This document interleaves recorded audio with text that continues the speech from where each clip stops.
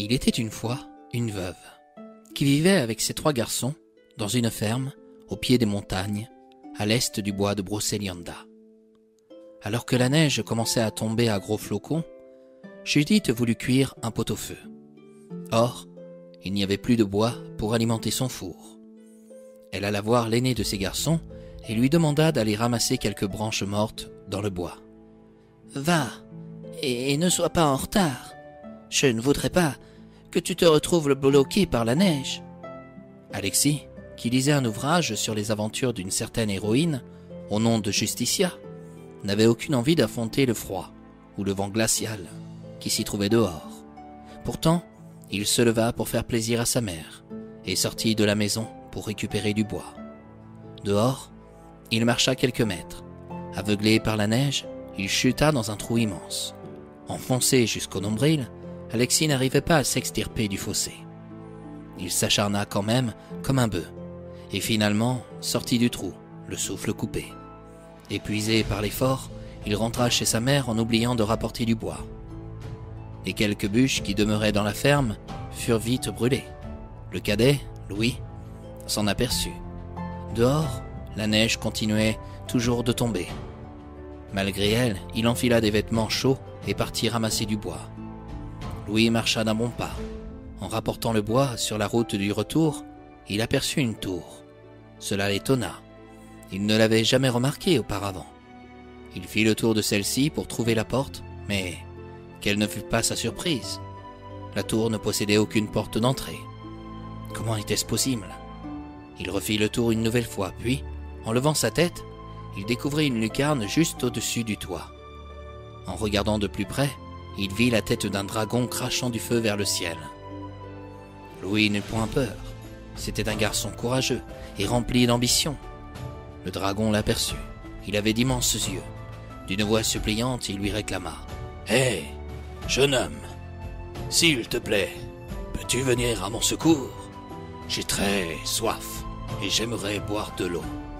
Il y a une fontaine près d'ici. » Vous parlez de la fontaine de Jouvence? La princesse du bois de Brocéliande l'a mise hors service, vous ne le savez pas? Elle l'est, pour tous ceux qui ne la connaissent pas. Mais si tu t'y rends, tu trouveras une cruche près de celle-ci. Moi, je suis enfermé dans cette tour depuis longtemps, et je ne peux pas en sortir tant que je n'aurai pas bu une goutte de la fontaine. Louis tenta de réfléchir quelques secondes. Cette histoire avec cette fontaine était étrange. Devrais-je me méfier de lui? Songea-t-il. Et qu'est-ce que je gagne en vous offrant de l'eau, alors que vous avez l'air de ne cracher que du feu? Oh, malheureux! Comme tu le vois, je suis un dragon qui a été fait prisonnier injustement. Ah, rassure-toi, je ne te ferai aucun mal. Je te demande juste un peu de charité à mon égard. Un peu de charité? Avez-vous vu le temps qu'il fait? Je suis désolé, mais je me dois de rentrer chez moi, car ma maison refroidit en attendant. Vous pouvez toujours vous réchauffer avec vos flammes, vous. Louis reprit sa route. Soudain, il se prit les pieds dans une racine cachée par la neige. Il jura. Quelques mètres plus loin, il tomba dans un buisson de ronces qui le piqua aux mains, au visage, mais aussi aux genoux. Tant bien que mal, il se releva. La douleur était si forte qu'il retourna chez lui en oubliant son sac rempli de bois, pour aller se réfugier dans les bras de sa pauvre mère. « Mais que s'est-il passé ?» demanda Judith. « Je suis tombé sur un chasseur du temps dans le bois, » affirma-t-il pour ne pas l'inquiéter. « Il n'a pas voulu que je ramasse la moindre branche, mentit-il. « Je suis désolé, maman. »« Qu'allons-nous devenir ?» se lamenta la pauvre femme. « Sans bois et sans nourriture, nous ne passons pas cette période glaciale. Oh, quelle misère !» En écoutant sa mère, Pierre, le plus jeune des 3 garçons, se leva. Il annonça. « C'est à mon tour d'y aller, maman. J'espère avoir plus de chance que mes frères. Je ferai tout pour te rapporter le bois, qui te revient de droit pour te réchauffer. » Pierre, à son tour, revêtit ses bottes et des vêtements chauds, avant de se munir d'un grand sac et de s'aventurer dans le bois de Brocéliande. La neige tombait drue, encore plus dense que celle que Louis et Alexis avaient affrontée. Alors qu'il envisageait de rentrer chez lui, Pierre remarqua la haute tour, tout aussi étonné que son frère. Bien qu'il fût familier avec le bois de Brocéliande, il n'avait jamais remarqué cette étrange structure, absente dans toutes les cartes de Britannia.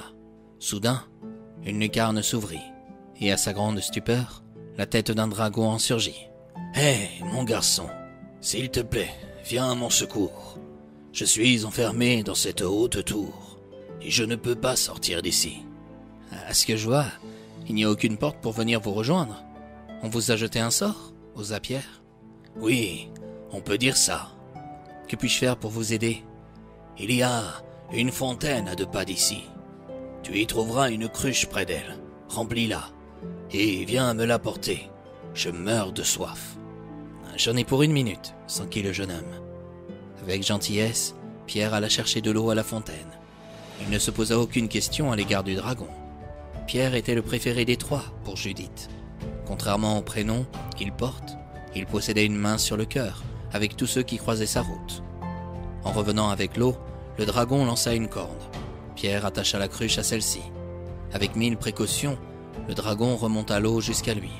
Il remercia Pierre chaleureusement et retourna dans sa tour. Pauvre dragon, je n'aimerais pas être enfermé comme lui dans une tour si haute, dit Pierre à haute voix. Il prit son sac. Puis, il se remit en marche afin de retrouver sa mère et ses 2 frères. Mais soudain, au bout de quelques minutes, il entendit une voix. « Pierre ! Pierre !» Le jeune homme avait beau se retourner, il ne voyait personne. En regardant au loin, il s'aperçut que la tour avec le dragon, emprisonné, n'était plus là. Brutalement, une voix se fit entendre dans son dos. « N'aie pas peur, Pierre. Je suis le roi du bois de Brocéliande. » Effectivement, le jeune homme faisait face à un homme plus âgé que lui, portant l'apparence d'un souverain. Il le laissa continuer sur sa lancée. « Il y a bien longtemps, une sorcière m'a fait prisonnier dans une haute tour où je devais porter l'apparence d'un dragon. Tu as déjoué son sortilège en m'apportant de l'eau. Grâce à toi, j'ai retrouvé ma liberté. C'est pourquoi, pour te récompenser, je te donne cet anneau. » Pierre prit l'anneau avec délicatesse et l'enferma dans une petite bourse en cuir que lui offrit le roi. « Ce n'est pas une bague ordinaire, mon garçon, » continua le souverain. « Elle est magique et pourra exaucer chacun de tes souhaits. »« Majesté, je vous remercie de cette gratitude. » Sur ces derniers mots, le roi a disparu comme un fantôme. Était-ce un enchanteur? Il l'ignorait. « Mince, j'ai oublié de lui demander son nom, » se dit Pierre. Le jeune homme voulut reprendre son sac, et quelle surprise! Celui-ci vint se placer sur son épaule avec la légèreté d'un papillon. Judith fut très heureuse de le voir revenir avec autant de bois et de brindilles. « Oh, merci, mon garçon. Ah, il peut faire froid, ce n'est plus grave. Grâce à toi, nous aurons de quoi pour nous chauffer. » Judith rajouta quelques bûches dans la cheminée, et très vite, la bonne odeur du pot-au-feu cuisant dans le four se répandit dans la ferme. Alexis et Louis regardaient leur frère. Comment avaient-ils pu réussir là où ils avaient échoué? Maman a toujours préféré Pierre, entama Alexis à l'égard de Louis. Pourtant, il n'a pas l'air plus fort que nous. Qu'a-t-il de si particulier pour réussir tout ce qu'elle nous demande? D'après maman, un cœur. Un cœur? Parce que nous n'en avons pas, nous? Si, mais le sien est peut-être plus grand que le nôtre, avoua Louis. Je suis sûr qu'il doit utiliser une sorte d'enchantement contre nous, alors que maman a horreur de ça. Arrête, Alexis, tu délires. Pierre n'est pas un sorcier, c'est notre frère. Et alors? Rien n'a pu l'empêcher d'en croiser un jour, dans notre dos. Il a pu être formé par lui. Ou devenir sa victime, en agissant pour lui sans le vouloir, ajouta Louis. Victime ou pas, nous allons devoir le surveiller de près.